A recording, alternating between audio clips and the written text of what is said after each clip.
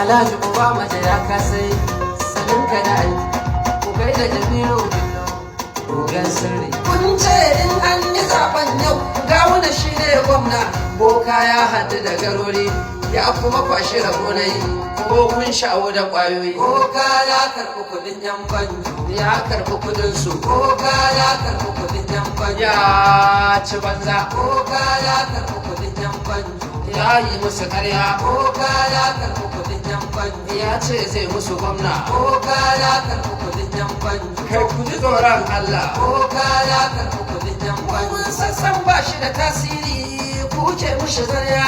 Boka mai bin sabatacce ne sannan ya yi ƙarya. Ƙarya kuka kawo Kano ne abba ta kawo gwamna. Kuna kun san ku jira sai in bokan yayi, mun san Allah ke yi.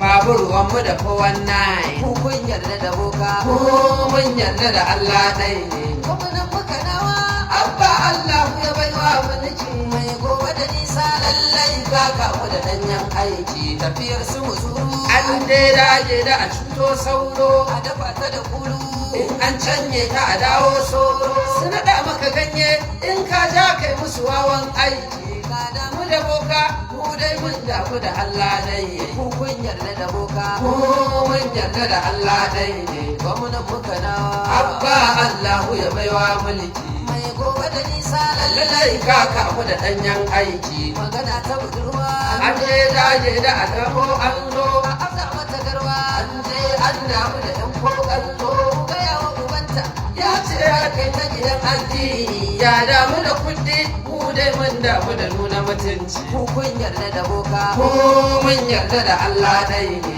Gwamnan muka nawa abba Allah ya baiwa mu gobe da nisa, lallai ka kamu da danyen aiki.